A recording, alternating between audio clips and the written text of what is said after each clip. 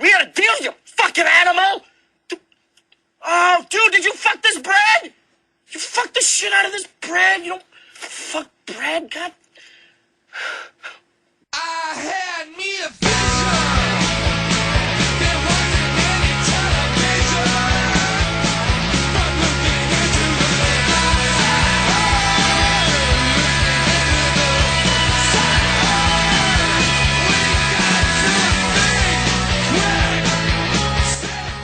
Hey, how's it going, everybody? This is Shaun. And Sarah. And you're listening to my feature opening Facefuck, episode 13, recorded on a Friday. Oh, man. So there you go. All these omens. This is the second time we've done this. This is take 3. This is take 3 of this episode. Because first time, what happened? Dog, like a lot of noise. Okay? Yeah. So, and we were only a couple minutes in, so we're like, fuck it. We'll just redo it. Yeah. Redo the intro, even re-said, like a scripted fucking event, like Yeah. some of the things we had said before. And then this time, I realized, like, my good microphone is not doing the recording. My fucking, like, headset microphone was recording everything, and Sarah noticed because the blue light wasn't blinking, so at least we didn't get into our usual, like, full hour before you I would have been mad. Because that would have sucked. And it sucked, too, because we were on a roll. Like, you're starting to get good, and you'll never know. You'll never know the quality of that conversation. Some really insightful things were said. Probably not going to be repeated. Probably not. No. What did we talked about slasher films for a little bit because of this is the 13th episode and recording on a Friday. And Then we start talking about video games and yes. and So, how much we hate the Cake Boss guy. yeah. Buddy from Cake Boss is still a dick. So you were watching... Let's just do this again. Oh my god, no. I'm Okay, kidding. you were watching Cake Boss. The next best baker, greatest baker. And that's like the competition, right? It's like a competition show Okay. to get a job in his bakery. Okay. I lost interest Yeah. for 2 reasons. It One- was kind of boring. Yeah. And 2, I knew who the winner was because of watching all that Cake Boss that was on Netflix. Because then they like refer to the guy in the bakery as winner of the next great baker. Yeah. And I'm like, oh. And then I saw that was on there, and so I started watching it. But then the whole time I knew who was gonna win. So it was like, Yeah, so it kind of deflates that, like, your sense of, like, I would like to continue watching that. yeah, Yeah. I don't know, I never liked... I can't... That guy just... I don't hate him. But Buddy, like, a lot of the people in that shit just annoy me. no, Like, they are the very fucking, annoying. like, New Jersey and Italian Goombas. Believe I said something similar last time. I apologize if you're from New Jersey. I don't mean to stereotype, but... But your state smells horrible. And Buddy ain't doing you guys any favors as representation. Neither is Chris Christie, but whatever. I don't know. Like, I can't get into that, like, show. And I generally kind of like things that are based on, like, skills. Like cooking competitions. Yes, I do. I rather enjoy that stuff, but I don't know. That guy just bothers me. Let me tell you what, he's no Tom Colicchio, okay? Nope. He's no Padme. I don't know her last name. Doesn't matter. Supermodel with a scar on her arm that likes food. From Top Chef. And she's also no... It's like Lancashire or something like that. It's like with an L. Is it? Yeah. Okay. I'll take your word for that. Thank you. I know Tom Colicchio because they always refer to him as It's Tom Tom Colicchio. Colicchio. Chef Tom Colicchio. Yeah, it's never just like Tom Yeah. or Chef Colicchio. Tom Colicchio. Tom Colicchio. Master Chef. That's kind of how I was in high school. I was never Sarah or just Dylan. I was always Sarah Dylan. I was always Deegan. Oh. I had one of my friends, his name is Shaun. Sean Patrick, actually. Same as you. I think we've probably talked about this before. So I don't know. we started a gang. It's called the Chipang. Sean Patrick's only gang. That's funny. No, but I was always referred to as Sarah Dylan, so I understand Tom Colicchio's plight. Yeah, yeah. When you're just like, can I just be Sarah? I'd just be me, guys. Can I just be Tom? And he's no Gordon Ramsay either. As you know, we've talked about our Love. affinity for Gordon Ramsay. Yes. And his fucking just total bullshit persona, but whatever. It's fun. It's entertaining. He entertains me. And he knows what he's doing. He's a good cook and shit. And stuff. And whatnots. So, and what we talked about before, like, before the last time we recorded this, we haven't really watched a lot of Netflix stuff just because my brother was in town, so I was hanging out with my brother and not really watching anything, really. I don't think I watched anything. No. I can't remember. Yeah, I don't remember actually I watching don't even any think we were movies. really putting anything on to fall asleep to either. No, I probably did. Oh, I didn't. usually do. I didn't. But yeah, but there are a few things on Netflix streaming that's come up over the past a few weeks that I think it would be worth lightly talking about and recommending. The first thing is the remake of Maniac, which, Sarah, you did not see the whole thing. But what I did see was awesome. Yeah. So it's a remake of it's kind of like this 80s cult classic, somewhat cult classic. It's kind of one of the more obscure ones. Starring Elijah Wood, and it's got like a POV gimmick, so you see everything through Elijah Wood's eyes, like the killer's eyes and stuff like that. His crazy big eyes. And it's pretty good. It's pretty good. It's much better than I would expected it to be, honestly. Even though I really liked the trailer. I remember showing you the trailer. Yeah, and we were like, whoa. Yeah, that looks really good. Yeah. Because it's like a pretty short, like tightly paced movie. It's very simple. The story is super simple, and the fact that it's short benefits it because that POV gimmick could have gotten in the way, and I think some people are still going to have a problem with it. They're not going to be able to get over it. Yeah. But I think it adds to it. I think it adds to it, but I think it's also the filmmakers are aware enough that we're still making a movie, so it's not going to be totally realistic to what it's actually like looking through a person's eyes, because there's framing, right? The way they frame shots and stuff. It's very cinematic actually, and the color palette's really cool. It's got this cool dirty, grungy, neon kind of aesthetic to it. I'll have to watch the ending. It's actually really good. I was really pleasantly surprised by it. I mean, I'm not gonna if you like those kind of movies. Also, I think it's very well made. But the director's got it's made by a French guy. I can't remember his name off the top of my head, but he first came on the scene with Pierre Escargot. Yes, well, just for the sake of conversation, director Pierre Escargot. Yeah. Pierre Baguette Escargot. His mother, Bibliothèque Escargot. Came on the scene with it was a horror movie called High Tension or Haute Tension. Oh, yeah. Look at you go! I know. I took some French in school, and that's how I can pronounce these foreign words. Fancy Smancy. And it's actually and that movie kind of got him noticed because it's a slasher movie, but it's better than your average slasher movie. It's really kind of well made, tightly paced. It gets kind of stupid at the end, but that's really hard to That's something I cut movies some slack on sometimes, especially horror movies or science fiction movies. It's really hard to not cut some, Shaun. You cut a lot for especially horror movies. What? What horror movie? You've asked me this before, and I can never name one. But it's just I feel I've never you're subjected you to anything really terrible. No, you haven't. And I don't really watch. But browsing through your movie collection, I have a feeling you've. Oh, but that's because I used to just buy movies. That's true. And I have an eclectic array. My collection is probably not a good indicator of actually what I'm into, because you would have no fucking idea. You sound like Ariel from The Little Mermaid talking about her collection of treasures. Well, yeah.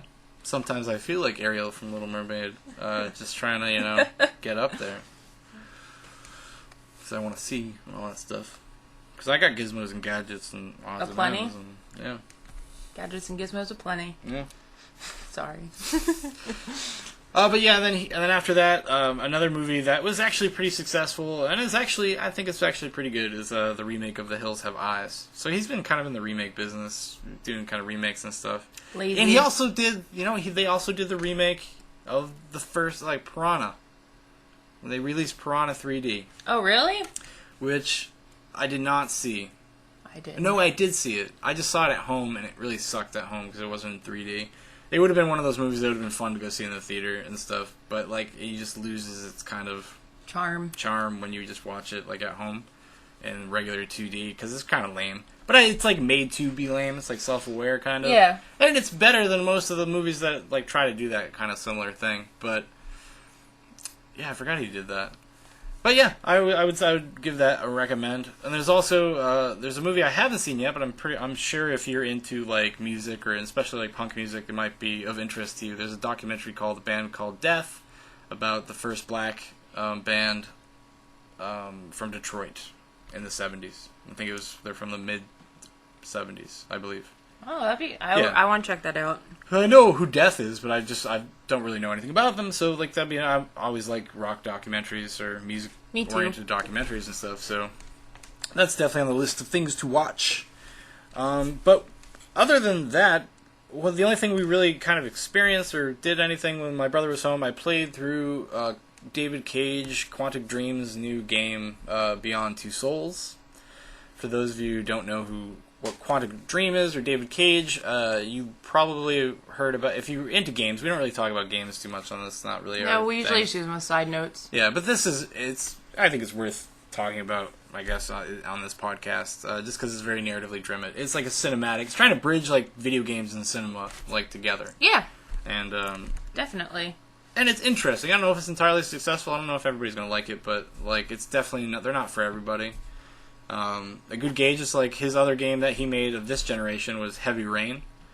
And before that, he did a game on the PlayStation 2 called Indigo Prophecy, which is something, that's how I found out about him, and I kind of just like randomly bought that game. Oh. I didn't know what the fuck it was, except I knew that it was just like, your decisions impact the story, and like I was like, oh, that's really cool, because I always liked that kind of stuff. Yeah, in I like games. that. I like that too. And yeah, so it's a pretty interesting story and an interesting take on like the poltergeist-esque paranormal type of slant to it. With like this subtext about identity and spirituality and where you fit in the world, and like kind of no matter who you are, like you will always be able to find a place eventually. You're there for a purpose. You're there for a there's something meaning behind your existence. Yep. And also the power of letting go. And it's starring Ellen Page and Willem Dafoe. Yes, it is. Who's actually, Ellen Page is actually pretty good in that game. So is Willem Dafoe. Yeah. I thought Ellen Page especially. I thought she sold it pretty well. Yeah. Like, there's some moments. I mean, there's some really, like, fantastic moments in that game. Sorry you didn't see all of it. No, I saw... I think you probably saw maybe half of it. Yeah. I think you probably saw about half of it. There's the good middle chunk you probably missed. Yeah, because I was at work or something. And I rented it from Redbox. I would have bought this game. I'm just not in the financial situation right now to buy a game for $60. But I totally would have bought it because I just like those kind of games. Like I own Heavy Rain, his other game. And the thing about these games, as far as like a design philosophy or whatever, they're trying to like evoke emotions in the player by having them, and then give them agency as far as like making choices, and those choices should affect somehow the game, the outcome, the story. Yeah. Like I said, it's choose your own adventure. Very much like in the same sense that Telltale has been doing with The Walking Dead, and now The Wolf Among Us, which is actually really good if you haven't played it. The first episode is out. It was fun. Yeah, it's awesome. Actually, I think I'm gonna get it I have it on my computer, but I think I would like to get it on the PlayStation, because I'd rather play it on the PlayStation than on the computer for some reason. Yeah. I just like sitting down on my couch and playing games more than I like sitting at a computer desk. In an awkward chair. Yeah, if I had a more comfortable chair, it probably wouldn't be that big of a deal. Honestly. If I had like one of those super computer chairs, I'd probably be like, yeah, fuck it, I'll sit here all day. Okay. But that's what stops me from sitting on the computer all day, is my back starts to hurt. And it's interesting, like, the thing about what he's doing as far as, like, he's trying to invest you through your choices and stuff. It's like the idea that if you get to make a decision, if you have some sort of, like, impact on the story, you'll be more emotionally invested. And I think it kind of works and it kind of doesn't. Yeah, I think it depends on what. Yeah. But I think what the coolest thing is just how realistic the graphics are, and, like, how much they spent time, like, capturing, like, emotions of the characters. It looks like it looked like Ellen Page on the goddamn screen the whole time. Oh, there's a few times where it looks super photoreal. Like there's you're just watching a movie. Yeah, it does. Which is actually part of a hindrance of that game too. Sometimes it's so like beholden to like a cinematic presentation that it forgets sometimes you have to control that character and have her do things. Because, like, it was just the way the camera, like, would only let you see certain things, and you couldn't, like, see where you're going sometimes, and you end up, like, just walking into walls and shit. But anyways, I think with the more interest, but, like, that's something you just have to accept, I suppose, like, if you're going to play a game like this. If you're familiar with the other game of this generation, Heavy Rain, which a lot of people are, because people were very fascinated by what that was, and the fact that game, like, looked amazing. It sold actually pretty well. Did it? Yeah, it was actually pretty successful. I had never heard of Heavy Rain until I met you. I don't think Beyond Two Souls is going to... I think Heavy Rain put a bad taste in a lot of people's mouths, because there's like a lot of people who just like, that's not a game. But then at the same time, it's the same community that will give The Walking Dead Game of the Year. Yep. Because they're very similar. Very. I mean, graphically not, but No. Beyond Two Souls and like Heavy Rain are like what Telltale would do if they had like huge budgets. but I like Telltale's art style. No, I do too. I think it's unique, and I think it sets it apart. I think part of that is like necessity, though. But like necessity, the mother of invention. They're very like, because those games they have to have like a system, and then they have to do quick turnarounds. So they have to be able to like write these scripts and just implement it. Right. So like that's kind of why they are the way they are, more than anything. But Shouldn't the new Walking Dead start soon? yeah, the season 2 will start pretty soon. But the thing about like Beyond Two Souls is like you don't have a lot of control over that story. I mean, I think maybe you do. You do in certain ways, and you do not in other ways. I think he had a bunch. I felt like David Cage had a very specific like message yeah. and thing he wanted to say. Because like the only time you really have any huge impact in where it goes is like the last half hour. You get to make these decisions about. I did see that. Yeah, and it's about like you get to choose who you want to like kind of spend the rest of your days with. It's a pretty heavy decision. As a character. Pretty heavy decision. And like the way the game plays out is very like episodic, and it's very like you get to play. It's like a fractured narrative, and you play like these kind of big events in this girl's life as she's growing up. Jody into become a woman, and like, there are certain characters that are there like kind of always throughout the whole like journey in one way or another. They're always, their presence is always kind of there. And then there's some characters she kind of just like comes across for like just those episodes. Yeah, for like specific moments or happenings in her life. Yeah, like there's a sequence where she's homeless. There's a sequence because it's a spiritual game, obligatory Navajo Indian. Yeah, the Navajo Indian sequence when she's out in the deserts of Arizona. And you make connections with people and stuff, and it's it's about peeling back the I understand what the narrative function is so to expose Jodie more to the player, and you learn a little bit about her, and as she's learning a little bit more about herself, and blah blah blah. Right.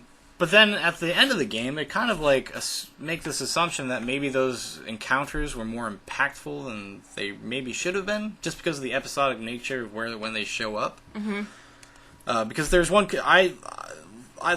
the ending I chose myself, like I picked the one that was with a character that I actually did have some control over their relationship. Like you can either be just like coworkers or you can become romantically involved with them, but they're always kind of there. They're there from the time she's like goes into the CIA, I guess, in the game. So when she's like in her late teens or something. And he's like a young guy too, and like you can either decide to be romantically involved or just be coworkers, or you get to like kind of decide the dynamic, the dynamic and the bond, which will add emotional resonance later, depending, I suppose. Like so, it's because I decided to have them become romantically involved and stuff because I felt bad for Jodie. I was like, come on, just let the girl have something. Aww. So like I was like, yeah, so I let them be romantically involved and blah blah blah. And so I chose him, and I felt like that was the best ending for me, though. So it kind of made me think about, like, because at first I was like, well, you don't really get to do much. But then at the same time, I'm like, well, maybe you kind of did. Right. Like, so maybe there is a little bit more there than I, like, assume there is. Just because it's supposed to be personally tailored to you. And the same way that those Telltale games are,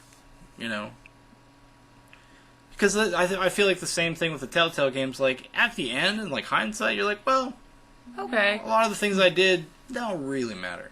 But it's about like just immersion in the moment. It's about like the immediacy of like feeling like you have to make decisions and like. You have a timer. And you have a timer. And you feel like they affect you. Right. Even maybe if they don't. Really. Right. What always gets me about the Telltale games is you never know when this is going to happen, but you make a decision to like interact with another character, and then in the corner will be like, so and so will remember this, and you're like, oh crap, what did I just do? You go really hardcore and turn those off. You can turn all that stuff off. Oh no, I like knowing that. You like knowing like some of the mechanics of it. I'll just remind you that it's a game. Yeah. I don't know. Like I don't know. Like I don't understand like how people will on one hand like love the Telltale stuff, and then totally fucking shit on like what Quantic Dream does, what that studio does, because that's what they do. They do stuff like Beyond Two Souls and Heavy Rain. That's what they do. I don't know, man. I can't tell you. I don't get it. Like, and a lot of people there because they feel like David Cage is a bad writer, which I guess is debatable. That is debatable. I think he has like there's moments of like real resonance and brilliance in something like Beyond Two Souls, and then there's other moments where you're like, well, that's kind of hokey. Yeah. You know, like it's kind of like you feel like a little disconnected because of an awkward line or something. I think it also is helpful to think about. You have to remember, Telltale latched on to something that was very in the the zeitgeist in the moment, and the spirit of the moment with Walking Dead. Actually, yeah, that's true. So that was easier for people, I think, to get into than maybe accepting readily like a very seriously written story. Yes, because Beyond Two Souls takes itself very seriously. Yeah. No, it does. So I think that's why maybe it's a little bit easier because Walking Dead became so big. No, you're right. No, it blew up. I think you're right. No, I totally think you're right. Actually, well, it's funny about the Walking Dead stuff. I'm not sure. Maybe it was the second season. They were developing that for a while before it came out. Mm-hmm. So I don't know, like, when in the timeline of popularity it ended up. Like, it ended up coming out, but yeah, you're right. It's an established property. Because it was also it's a known quantity. And then I think they were really clever and smart to do it, so where you had an episode come out every week along with the show too. No, every month. Every month. Yeah, I thought it was week. No, it wasn't. Oh, but whatever it was, you had it was episodic, so you Yeah, but they came out when the show was airing. While the show was airing. Yeah. So it was it kind of gave the fans more push to Yeah, it's kind of a snake eating its own tail type scenario. It's like in a way, just because it's they're constantly feeding each other. Right. Like the show reminds you about the game reminds you about the show, and then the comic books, and then blah blah blah. Yeah, so I think that's maybe why people were so readily voting at Game of the Year, and it's fantastic. I'm not taking away from it. It's extreme. I would say The Walking Dead is better written than in its entirety. Yeah. Than Beyond Two Souls. I don't think Beyond Two Souls does not stick the landing, if you will. Yeah. And then there's a few things that are kind of just present that seem really important and then dropped, and I don't know, there's a few things. There's definitely some weaknesses in Beyond. There is for sure. It's not like a perfect game or anything like that, and it's not for everybody. I was always it really frustrates me. I remember when Heavy Rain came out, quietly to myself, being very frustrated because people are just it's not a game, or it's not it's just because they didn't like it. I don't know what I'm trying to say. It frustrates me when people are the large majority are hypercritical and just overly negative of something like that, because I think it hurts the medium in general, because it's going to stop people from actually exploring different avenues and trying different things. That's what I was going to say. You're speaking to a crowd that games nowadays are sniping people and constant action in that sense, not action into where you're dodging something or you're walking down a street and you have to do they're not used to interaction being in that way, where even opening a door is a part of the game and story anymore, because you just walk through fucking door frames and shoot people in the face. That's the audience that is kind of in the mass right now with video games. Yeah. So I feel that's why people were automatically oh, it's not a game. Where's my goddamn bazooka? Yeah. No, to a certain extent, yeah. Yeah. Yeah, I mean, because it hasn't been until the past few years people have gone to games as far as having story, good narratives. Yeah. Yeah. I mean, even I've always been into games for stories just because I grew up playing RPGs, and I'm in the rare fucking, I guess apparently the rare You're minority, a rare breed, Shaun. the minority of people that actually like some of those storylines. Yeah. And I wasn't really playing RPGs because I loved fucking turn-based combat or the mechanics of them. In fact, I did not understand them until I was much older. Yeah. So when I was 10 years old, I could give two shits about how the materia system works, Final Fantasy VII. But now I understand it. It's fine. It's super easy and it's very easy to exploit. And I understand now that I'm older, I understand the criticisms of that game. But there's an emotional resonance to that story. I connect with the story and blah, blah, blah. But so I've always kind of gone to games for stories. Yeah. I have. Even Metal Gear Solid. I was a big Metal Gear Solid person. That's a very cinematic, narrative-driven game. It is. So, like, I guess maybe I just have a higher tolerance for this stuff than some people do, I guess. Or I'm just interested, even if it's a total failure, I'm just interested in, like, seeing people try to do different things with video games, because video games are just, at this point, they're kind of becoming super redundant. Because mechanically, like, things have been worked out to the point now where, like, you're never going to play a game that you can't really play because it, like, functions poorly. Right. So, like, you have to find new ways to, like, innovate the medium and try new shit. Like, and I think that's what they're doing, and they're trying to give people a different experience in video games, and I guess I appreciate that, so I wish they would do better than they do sometimes, or I wish more people would give it a chance, I guess, before just dismissing it. Especially because I just find the whole, like, because of the Walking Dead, Telltale's Walking Dead, I find just, like, such, like, a hypocritical, like, streak. Even in, like, just the way, because I read, like, game websites and stuff like that, even the way journalists talk about it. They'll be, like, super snarky about something like Quantic Dream, but then, like, fawn over something like Telltale's The Walking Dead. Yeah. Like, fall over themselves to fucking praise it. Because it made their fucking, like, upper middle class, like, white people fucking feel emotions, I guess, you know? Or their parents are paying for their loft in fucking San Francisco. Which I'm apparently not good at feeling the emotions of those games, because... That's true. Well, I think there might be a disconnect if you're not actually playing. I think if you were actually playing it, because you're going to make those decisions, and you're going to... Because there's the subtle ways that you interact. It's like, basically, like, when you ask the question, you get to kind of decide the tone in which the response is. Yeah. Like, stuff like that. So, I mean, like, there might be a disconnect if you're not actually playing it. I don't know. I always, in those kind of games, where you, like Fable and stuff, too, where you make decisions. Yeah. I always, for some reason, did a lot of the horrible, and, like, you kind of said in one of our other takes, like, cold, like, decision-making. Yeah. Because it's not what I would do in real life. Just to see, you know? It's kind of like a weird test to me. That's not what Sarah says while we're playing the game. Oh, I'm like, I've totally killed that motherfucker. Sarah's like, it's a zombie apocalypse. You gotta do what you gotta do. Well, That's it the is way true. She puts it. That is true. I'm just like, yeah. What's the point of being alive, Sarah, if we're no longer human beings? Okay? If we lose our humanity, what is the point of existing? We are the Walking Dead. Okay, Rick. Boom.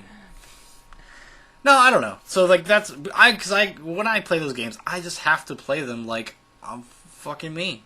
Yeah. I invest myself in it. Like, so I will invest in the character, and I am using them as my avatar. Like, if I can make decisions, I'm going to make the decisions that I would make.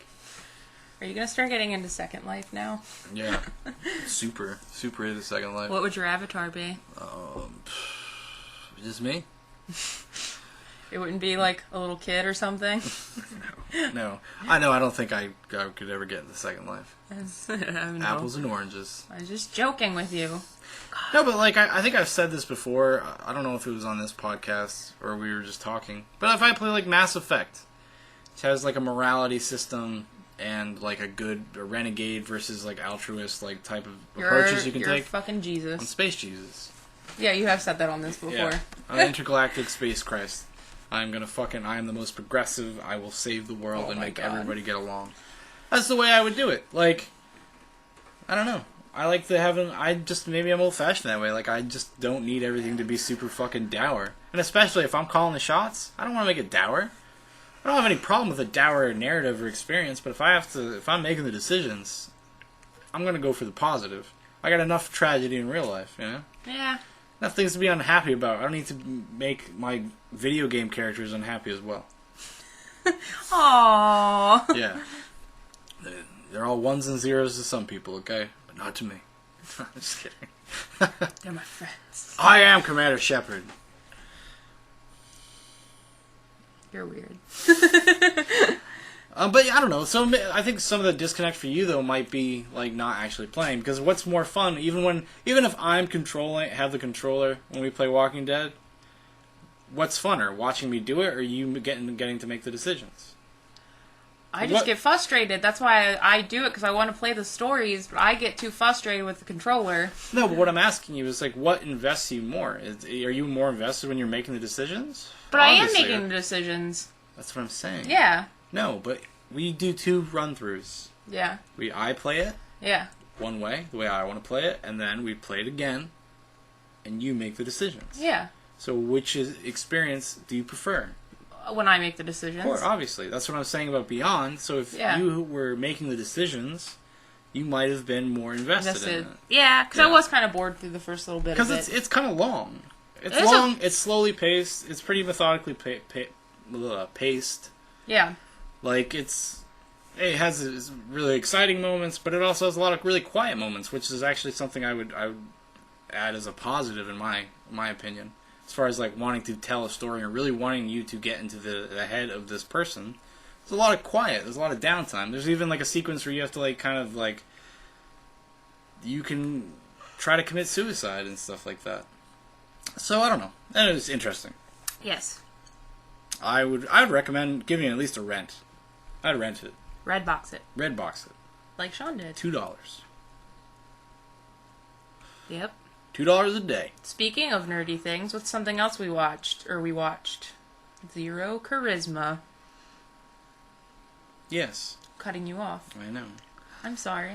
Yes, we watched Zero Charisma, which is a kind of a small independent film that was picked up by, I think it's the first movie that like the Nerdist is like putting out, and they put it out in like small theatrical run, but also on demand, video on demand, like across the interweb. So you can go to like Amazon and watch it. You can go to iTunes and rent it. I think even maybe it's probably even on like YouTube. YouTube has a rental service. Oh, do they? Yeah. So it might even be on there. didn't We know got it that. on Amazon and ended up watching it on television through the PlayStation 3. It was $7, which is, And you get it for how many days? and you get it for I got it for 3 days. Yeah. So yeah. So we watched it. Zero Charisma. I actually wrote a review for it, so that's also up on the Blogosphere. blogosphere. But yeah. So what did you think of Zero Charisma? I liked it. Yeah. Oh, it wasn't like, I'm not going to rave over it, but I liked it. Yeah, I wasn't like disappointed.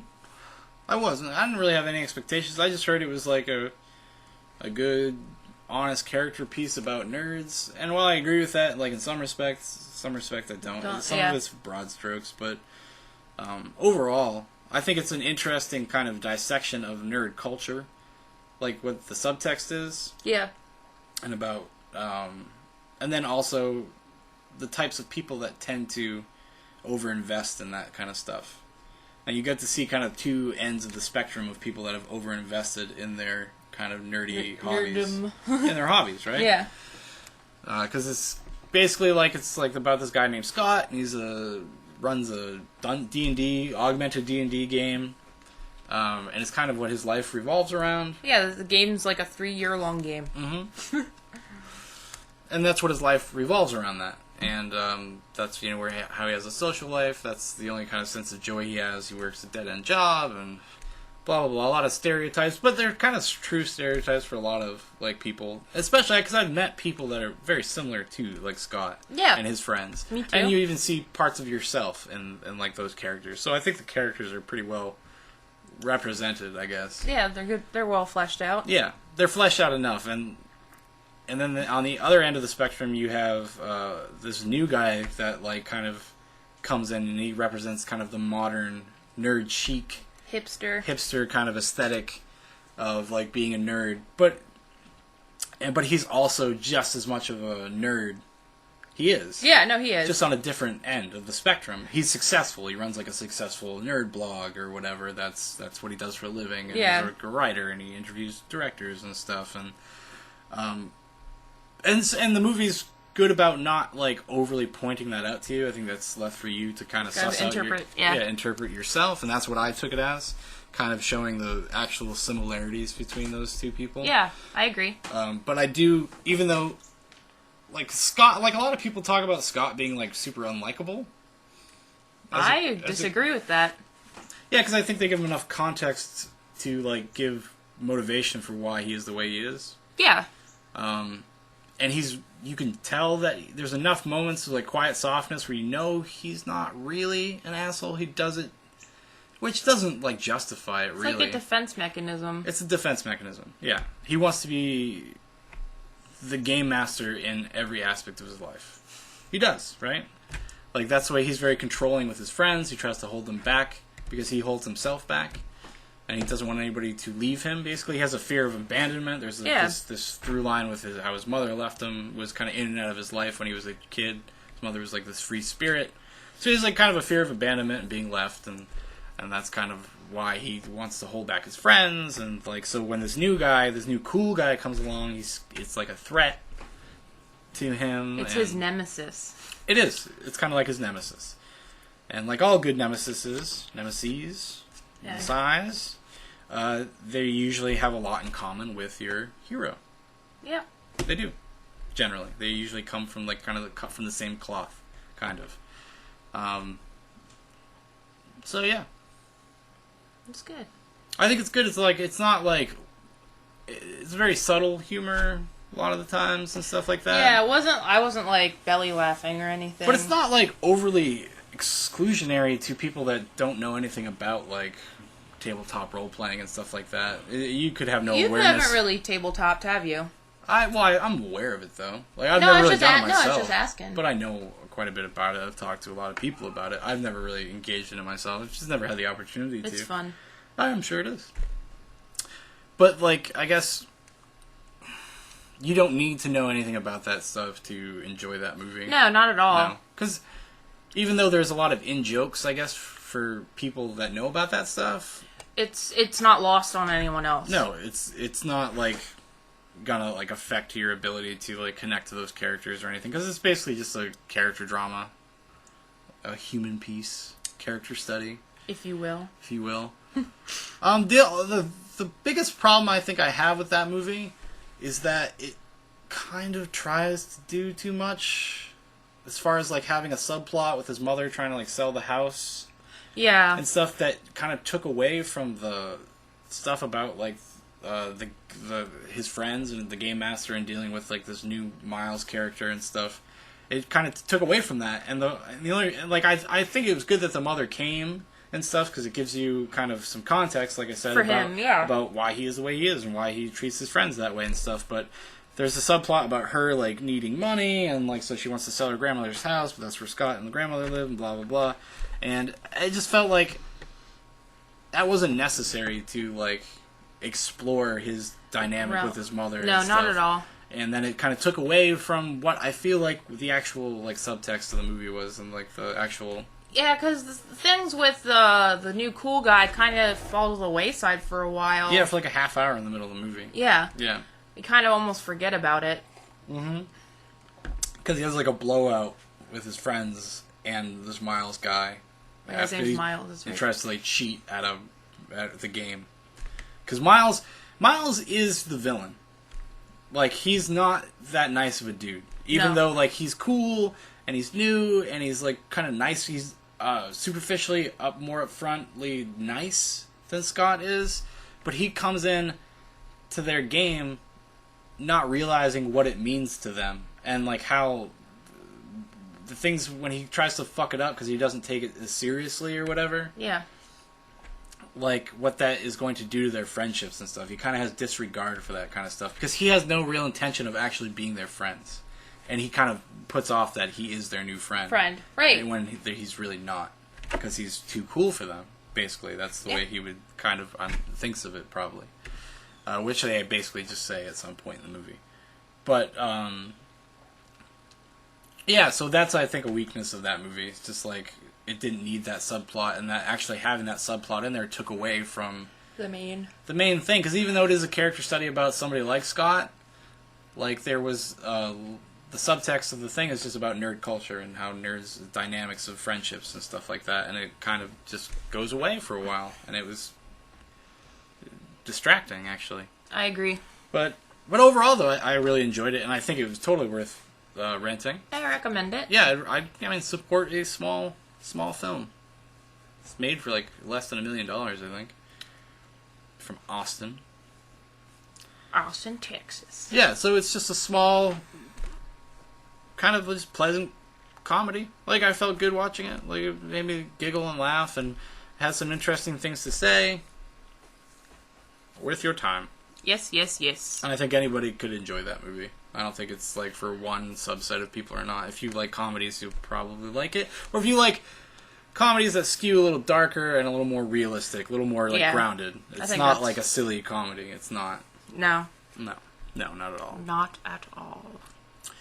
Although it almost goes in danger of sometimes being a little too broad, like towards the end. But I don't want to spoil anything. Yeah. But yeah, I'd recommend it. Like, it's $7. Help a small film. It won't make you a better person, but hey, why not? Do something nice today. Yeah. And then we did watch another movie. Actually, we just watched it right before we started our first attempt at recording this. It's been out for a while, but we felt like, fuck it, we'll watch it and talk about it. Because we had some interest in watching it, or A little bit. curious about it, I Yeah. guess. More curiosity than anything. The M. Night Shyamalan directed, Will and Jaden Smith starring After Earth. Will Smith written. Story by Will Smith. Yeah. It was actually written by Gary Whitta Oh, and excuse M. Night me. Shyamalan. What did you think of After Earth? It wasn't terrible. It wasn't as bad as I expected, but it wasn't great either. Yeah, I think people were overly harsh on that just because of like the vanity project, like aura surrounding the production and stuff. So I think people were like their knives were a little pre-sharpened before they even saw that movie. Well, I mean, because like I'm guilty of that, because my joke when we saw the trailer was it's Will Smith saving the world, passing the torch on to his real son, Jaden Smith. It's a little bit. Yeah. A little bit of that. Because Will Smith always saves the world, Yeah. and now he wants to pass the torch on to his son, so the Smith legacy will always continue. Yeah, that's true. Smiths are here to stay, yo. I whip my hair back and forth. You should have been in that, too. Yeah, why did they put Zoe Kravitz in it? They should have made Willow the sister. Yeah. I don't know, like, Jada could have been the wife. it's... I don't know, how would I describe it? It is the Jedi's journey. It is. What is like one of the major tenets of being a Jedi in Star Wars? Fear. No, but what is it? No, but what do you have to do with your emotions? You have to control them. Yeah, you should block them out. You have to be like higher than your emotions. Like, right? Yeah. So that's the same thing. Like, Yeah. that's their journey Very for true. These rangers. Yeah, the Rangers. These Space Rangers. space badasses. And it's also like an environmentalist piece to a certain extent about I don't think it overbeats you in the head with it. I think at the beginning, they just get it all out of the way. They like just say it. yeah, the exposition dump in the beginning. Yeah. With some really, really bad line reading by Jaden Smith.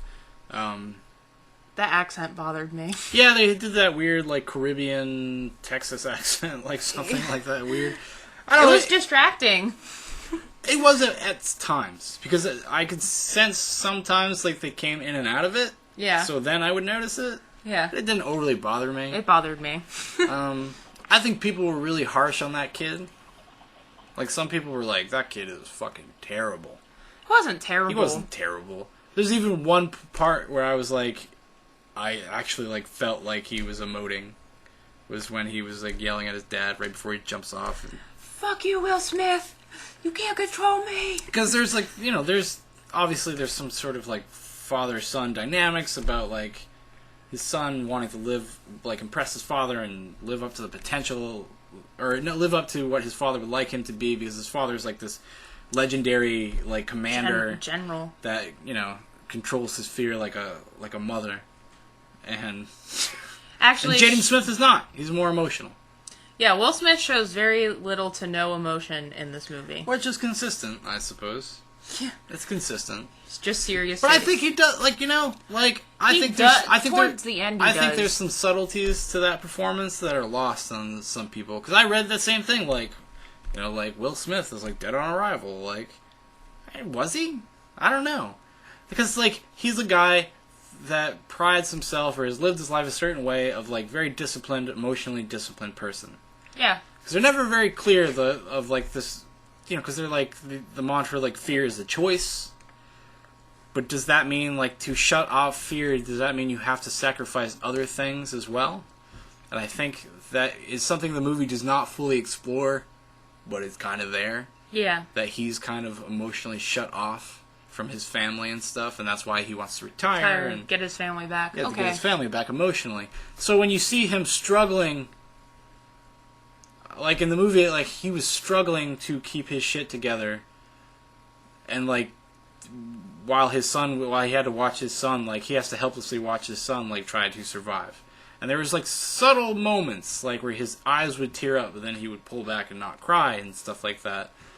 That I thought was there. It was a performance. Like maybe some people just don't like it. I don't know. I was alright. I mean, wasn't my favorite Will Smith, but No, well, I'm just happy there were tigers. CG tigers. Before the movie, I asked if there was going to be a tiger fight. I was like, Shaun, there better be a tiger fight. And there was. You know, I was surprised because this movie wants to be like a rollicking adventure. Mm-hmm. And it's too serious. Yeah, I was actually thinking it's that like too. stone-faced serious, you know? Yeah. And that's something I think M. Night Shyamalan has a problem with. In general. And not that this movie is totally his fault, really. Or anything, because as a movie, it's fine. Like, it's just mediocre. Like, that's the thing. But the story's mediocre, and, like, the plot was underdeveloped, and the world is underdeveloped. The universe they live in is, like, you know fucking nothing about. You just get these, like, glimpses of, like... Everything in this movie that happens is, like, set up, payoff.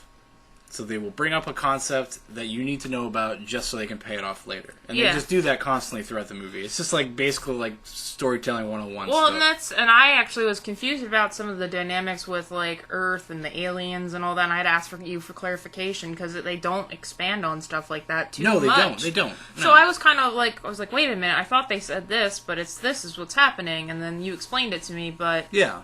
Well, because that's another thing. They just didn't spend a lot of time with that kind of stuff. No, they didn't. They don't. Or they didn't implement it in other parts of the movie to make you to clarify. Exactly. Like, because they have, like, this... There's these aliens that they came across sometime after people left Earth, and they can sense people's fear. And that's what will cause them to attack you. Yeah, they're blind. They're blind, but they can... Like, the pheromones that, like, are released from your body from fear, like, attracts them, and they will attack and kill you. And they, like, set traps for you and, like, try to scare you so you release that pheromone and stuff. That's really all they kind of talk about. Yeah. You don't know anything other than that. And that was the weirdest thing in that movie. It was just like, they went the entire movie up until the last 10 minutes without ever seeing that thing be a threat. Yeah. At all. Like, so you have this thing stalking through the jungle. Like, why couldn't that be, like, one of the things that were chasing him the whole time? Instead of, like, monkeys. Well, I mean, you could have had that stuff, too. Because at the end of the day, like, not a whole lot happens in this movie. That's true. You know what I mean? Like, Very true. There's a lot of, like...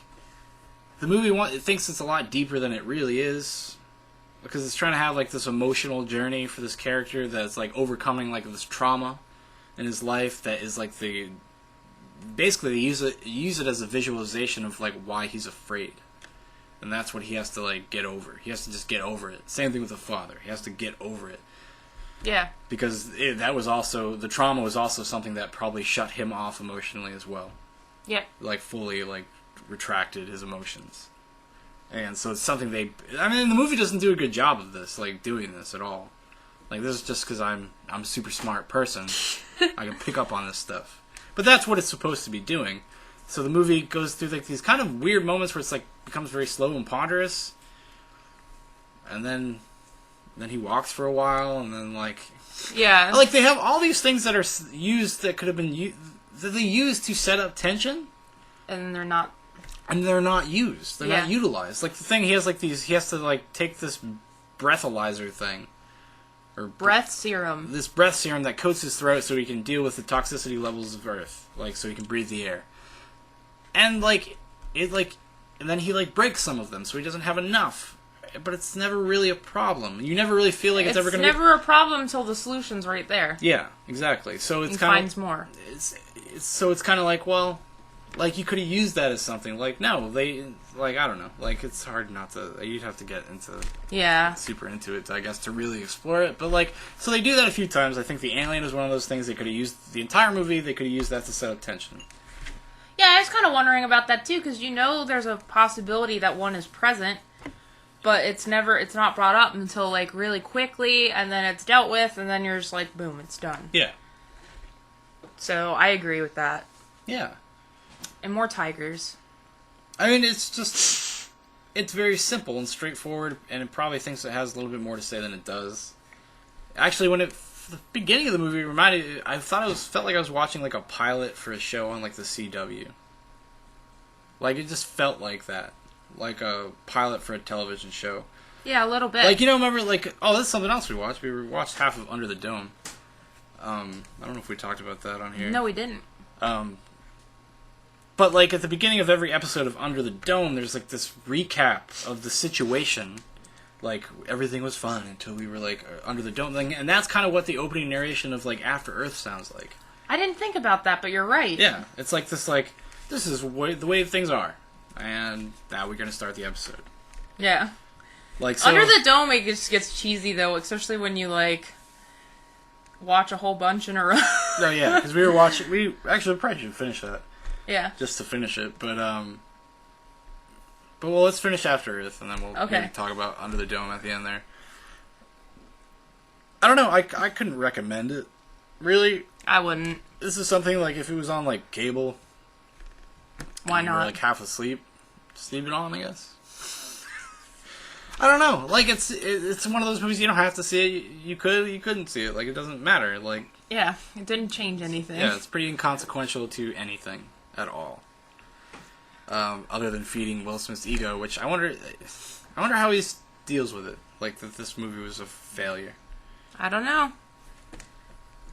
I wonder how he deals with that inside. He's writing the next Do you think he's rap hit. overcome with fear?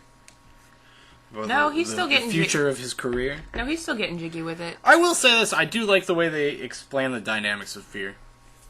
Yeah. I thought that was a cool. Where Like, it's thinking about the future. it's about your anxiety, yeah, Yeah. about like things that you can't possibly know until it's happened. Like, so Right. you have to just like take hold of it, and like, so I appreciate that. Some people have like pointed this as like, yeah, this dude is totally a Scientologist. Maybe, but like I said, like, I don't know, because it's fucking like Star Wars, like, so like it's too vague to be like specifically. I guess that I don't know. Yeah. It could be a Scientology thing. I I didn't really think about it while we were watching it. Yeah, No. I I mean, needed it. I wasn't really looking for it either. so maybe if we watch it again. No, we're not gonna watch it again. No, but I was just saying, like, it's not something I thought about. I'm trying to think. I don't know. I mean, there's something like slightly Battlefield Earth-esque about the way Earth evolved. I mean, because the entire like setup for like why the Earth is the way it is all has to do with environmentalism and about basically the Earth turned on human beings, Yep. raised the toxicity level of the air, and then the animals evolved to kill everybody. And the plants were even kind of like... Yes, it's like a sequel to The Happening. It's a futuristic sequel to M. Night Shyamalan's own The Happening. Huh. Where literally the air attacks people. It's true. The wind. I didn't think about that. Have you ever seen The Happening? No. No, you never have? No. It's worth watching, because it's kind of goofy. I'm not a big M. Night Shyamalan girl. Shyamalan. I like his first 3 movies, actually, quite a bit. I wasn't even that big on Sixth Sense. Yeah, you said that, yeah. I don't know. I like to... Maybe if I rewatch it now that I'm older. I haven't seen it in a really long time, so I don't know. Because I saw it when it like was first available to rent. Mm-hmm. I was just like, eh. Well, I've seen The Sixth Sense a few times. I probably watched it a lot when it first came out. Yeah. I think I did. I've seen Unbreakable and Signs a lot. Signs I used to own. I did not like Signs when I first saw that movie. It was not until like I watched it again, I was like, oh, I actually really like this movie. Signs is alright. I got it for Christmas. It gives me a warm feeling in my heart. Swing away, Shaun. Swing away. Well, it's because it is. It's trite, and it's kind of like silly, but I don't know. It just worked for me. It worked. It's like, I like the pacing. It's like odd Yeah. movie. Unbreakable, I think, is super underrated. It's probably his best movie. That's one I have to watch. Yeah, it's really good. It's very, like, just quiet, kind of character study about what it would be like to discover that you're maybe like a superhero basically or special. Sweet. So it's interesting. So he had like a really promising start, and then The Village was his first time. You're like, which the first half of The Village is fantastic. Yeah. And he can't stick the landing, and because he felt the need to have like an absurd twist that didn't need to be there, that you kind of called a little too early. Like you were able to figure it out. Yeah, I remember her doing that. It was like, eh. And then Lady in the Water. I didn't see that. I don't hate. Some people fucking despise that movie. I don't hate that movie. I think it's fine. And then what do you do after that? Like The Last Airbender? Yeah. I never saw that. I didn't see it. I heard it was terrible. Yeah, and it had very little to do with the cartoon. Well, no, it's the first, like, season condensed into, like, an hour and 40 minutes or something like that. Oh, okay. I just thought it's straight. If people were saying it wasn't very true to Well, I mean, it's two different mediums. Nickelodeon. But it's two different mediums. I mean, movies and then a fucking show that has 24 episodes. You ain't gonna be able to do. I know. Like, you know, you gotta serve different masters there. So I wouldn't begrudge somebody that, but like, I don't know. I don't know. I never saw it. I've kind of seen the cartoon. I think I remember thinking the cartoon was okay. But I have no real attachment to it. So I don't know either. One way or the other. But yeah, I don't know. After Earth, we watched it. Yeah, I wouldn't recommend it though. No, not at all. But we have watched half of Under the Dome. Probably, I think we have a couple, maybe like 4 episodes left or something like that. It's okay. I don't know. Like, I go back and forth with it as I'm watching it, whether I'm like, don't like it or think it's fine. I would never say it's good. No. I think my favorite part is that Shaun likes to make everyone say it's the dome or the dome. Yeah. Ugh. Just another day in the dome. That dome, huh? Yeah. Oh boy. Well, because just a lot of like absurd shit goes on, and like. Then people will just walk into the room and be like, "Hey, how about that dome?" No, it's what Shaun makes them say though, and it's pretty funny. Yeah, it's a fun show to watch with somebody if you like kind of watching things and making fun of them while you're watching them. It can be fun in that respect.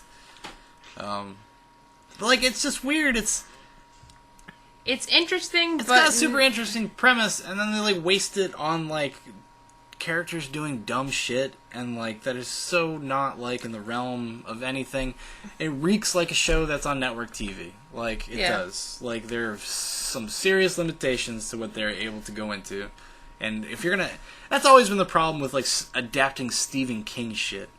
It's like it's too adult for network television. It kind of is. Yeah. And then, so what you get is kind of goofy results. Yeah. Like, I love the miniseries of The Stand, but I would never say that's a good miniseries. I've never seen it. You've never seen that? No. Oh shit, Sarah. Now I'll have to add that to the watch list. You got 6 hours to kill. Here we go. It's because The Stand has moments where it's so good, like the miniseries. The book is amazing as well. But like the miniseries actually is pretty fucking awesome. Like for moments, like in moments it is Yeah. very like effective. And then other times it's just like cheesy, like bad special effects and like Yes. And that one's not as bad because it's more of a straight adaptation of The Stand. But like Under the Dome, from what I understand, I've not read the book, but they are like kind of veering pretty heavily away from the book. And, like, they've condensed characters and they have to change things and stuff, which I get, I understand. Yeah. I was much more interested in watching Under the Dome when it was supposed to be just a 13-episode miniseries. It was not supposed to be, like, a show that had multiple seasons. So it kind of deflated my interest when I found out that, like, oh, no, they're gonna... Expand it. Yeah, they're gonna, like, keep going with it. Another day in the dome. Another day in the dome, y'all. So I don't know, like, I couldn't help myself, so I spoiled the book for myself. I'm still gonna read it, like, I still really want to read it, but, I did spoil it for myself. Oh, no, so you know what's going on? No, but the show doesn't do it, so... Oh, so we have no idea. Yeah, I have no fucking clue. Because the criticism of the book was, like, it's really strong for, like, 2/3 of it, and then the ending is stupid. Yeah. And, you know, in the parlance of our times. But, like, and I read the ending of the book, and out of not reading it, so I don't know, like, if I read it, maybe it would not seem so silly. But It's a little silly. And I think the whole book takes place within, like, a few days. Which I don't know if I could buy. Under the Dome. Under the Dome. But, I don't know. I read Stephen King because of his characters more than I do for, like, some of his plot choices. So, I don't know. That's just me. But, yeah, I will definitely finish that, though. I definitely want to finish it. Maybe we should finish it tonight. Yeah. It's got Hank in it from Breaking Bad. I know, that's why I keep going, Hank! Dean Norton. So I like him. I like him. I like that actor. He's only okay in this show, though. He was way better in Breaking Bad. Yeah. Like, it was just a better character. Really. I agree. Yeah. But I don't know, the show, like, constantly, like, it'll get me, and then just as soon as it gets me, it immediately releases me. Yeah. It's a roller coaster. A roller coaster of kind of caring and then not caring at all. Yeah. I feel the same way, so. Well, just because, I don't know, just so many, like, some of the choices I just don't, like, just fucking dumb. I don't know who's, and who's behind the show, too. And maybe this guy just got lucky one time for a couple years. The Brian K. Vaughan, the guy who wrote Why the Last Man. Oh. It's a comic book series, a Vertigo series I enjoyed. I liked it. I actually own all of them because I was just buying them as I read them. And he's like one of the head writers on the show. And the writing's not very good. Okay? Yeah. Writing's not super great. But the first other thing outside of Why the Last Man of Brian K. Vaughan's that I read was a Batman story he did. Which was fucking terrible. So maybe I'm thinking, you're not so great, Brian K. Vaughan. Maybe not. Maybe you just got lucky. Yeah. Anyways, I don't know, do you have anything else you'd like to talk about, discuss? Nope, not really. Okay. Well, I guess that's going to do it for us today. Go watch Zero Charisma. Don't watch After Earth, or do. It doesn't really matter. Yeah, not our choice. And you could maybe ironically watch Under the Dome like we are at this point. Fueled by irony. Yep. Can you high-five me for us actually completing the podcast today? Boom. This one will go into the Direct thing. to the presses. Okay. All right. Goodbye. Bye.